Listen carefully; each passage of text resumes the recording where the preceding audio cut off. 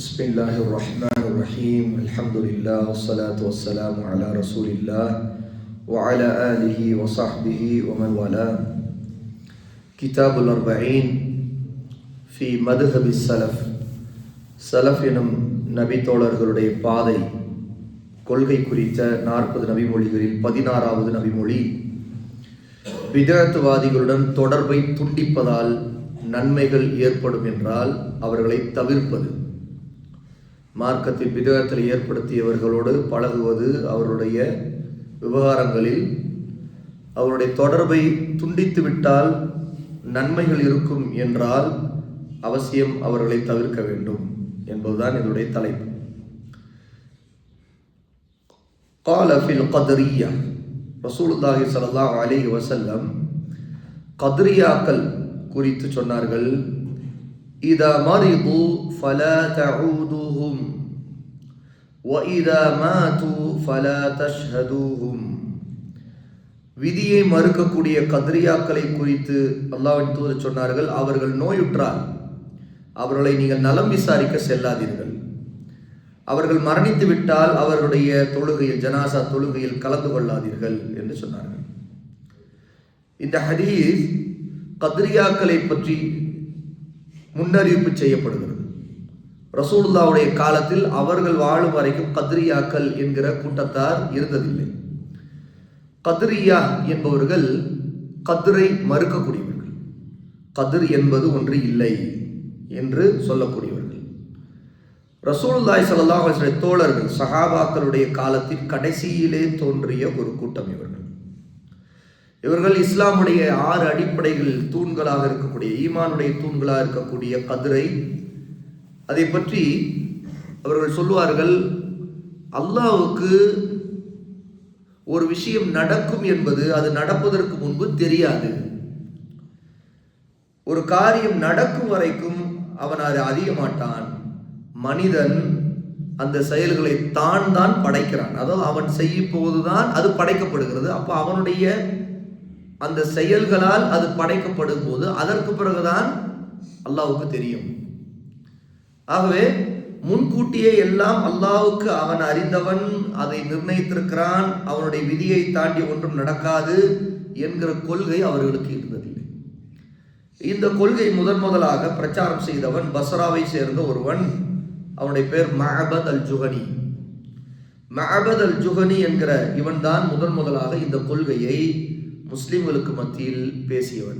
அந்த பிதஅத்வாதி அவன் கத்ரை மறுத்தான். கத்ரை மறுப்பதற்கு அவன் முன்வைத்த வாதம், ஒன்று நடக்கிறது என்றால் பிறகுதான் அல்லாஹ்வை அதை அறிந்து கொண்டான். அவன் அதற்கு பிறகுதான் அறிவான் என்றால் அவன் எப்படி கத்ரை நிர்ணயித்திருப்பான், அனைத்தும் இது பண்ணியிருப்பான் என்று அவன் வாதம் செய்வான்.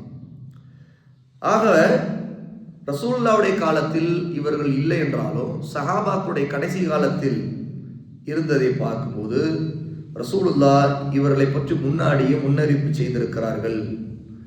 இந்த ஹதீஸை ஷேக் அவர்கள் ஏன் இங்கே கொண்டு வர, மதுஹபுடைய சலஃபுடைய மதுஹப் சம்பந்தப்பட்ட இந்த ஹதீஸில் ஏன் கொண்டு வருகிறார் என்றால், பிதஅத்வாதிகளை புறக்கணிப்பது, அதில் உம்மத்திற்கு நன்மை இருக்கும்போது கட்டாயம் அவர்களை புறக்கணிக்க வேண்டும், அவர்களோடு உள்ள உறவை துண்டிக்க வேண்டும்.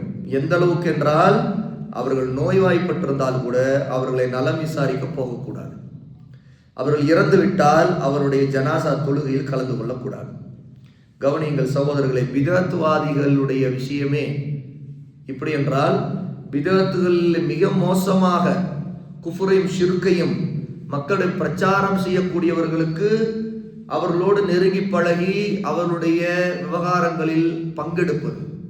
உதாரணத்திற்கு, அவர்களில் யாராவது நோய்வாய்ப்பட்டால் அதற்காக அவர்களை சந்திப்பது, பொதுமக்களுக்கு மத்தியில் அவர்களுக்காக துவா செய்வது, இன்னும் சொல்லப்போனால் காஃபிர்களில் மோசமான வெளிப்படையான எதிரிகளுக்கு கூட மக்கள் அறியாமையுடன் அவர்கள் ஏதாவது நோய்வாய்ப்பட்டால் அவர்கள் நல்லபடி குணமாக வேண்டும், திரும்பி நல்லபடி வர வேண்டும் என்று பிரார்த்தனை செய்வதெல்லாம் என்று பார்க்கிறோம். எவ்வளவு பெரிய அறியாமை பாருங்கள். ஆக பிதஅத்வாதிகளை புறக்கணிப்பது என்பது மார்க்கத்தில் உள்ள ஒரு விஷயம். எந்தவென்றால் அவர்கள் இறந்து விட்டால் ஜனாசா தொழுகையில் கூட கலந்து கொள்ளக்கூடாது என்று தெளிவாக ரசூலுல்லாஹி ஸல்லல்லாஹு அலைஹி வஸல்லம் இந்த ஹதீஸின் மூலமாக சமூகத்திற்கு எச்சரிக்கை செய்தார், தன்னுடைய தோழர்களுக்கு எச்சரிக்கை செய்தார்கள். சஹாபாக்கள் இதை உறுதியாக பற்றி பிடித்தார்கள்.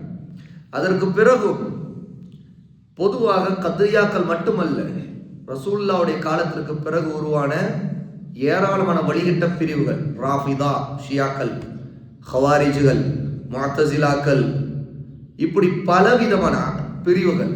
இந்த பிரிவுகள் வளரக்கூடாது என்பதற்காக அவர்களை புறக்கணித்து சமூகத்தை விட்டு ஒதுக்கி வைப்பது சுன்னாவின் உலமாக்கள் கடைபிடித்த, நம்முடைய சலஃப் கடைபிடித்த மிக முக்கியமான ஒரு உசூல் என்றால் அடிப்படையில் உள்ள ஒன்று.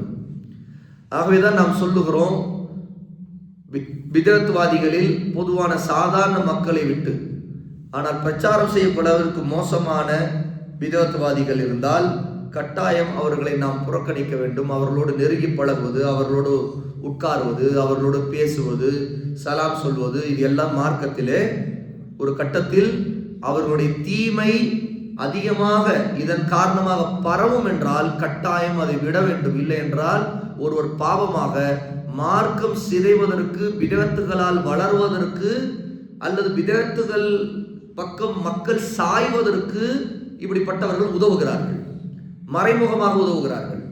அவர்களை பற்றி நன்மதிப்பு, ஒரு நல்ல அபிப்பிராயத்தில் மக்களுக்கு மத்தியில் ஏற்படுத்துவதை கொண்டு மார்க்கத்திற்கு துரோகம் செய்கிறார்கள் என்று சொல்கிறோம். இது அஹ்லு சுன்னாவுடைய சலஃபிகளுடைய அடிப்படைகள் ஒன்று. ஆகவேதான் நாம் பல நேரங்களில் பிதஅத்து வாதம் செய்யக்கூடிய மோசமான ஆள்களிடம் கல்வி தேடுவதற்காக நாமோ நம்முடைய பிள்ளைகளையோ கூட அனுப்பக்கூடாது. என்ன ஆகும்?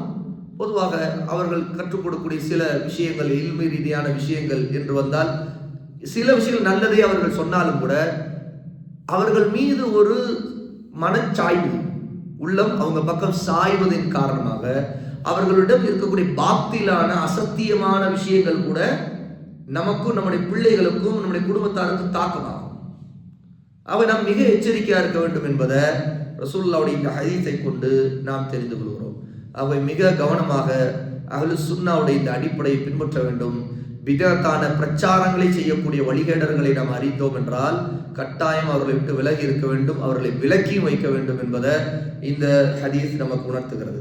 அல்லாஹ் தஆலா எல்லா விதமான பிதஅத்வாத நாசகார சக்திகள், வழிகேடர்களை விட்டு இந்த உம்மத்தையும் நம்மையும் நம்முடைய குடும்பத்தாரையும் நம்முடைய பிள்ளைகளை பாதுகாப்பானாக.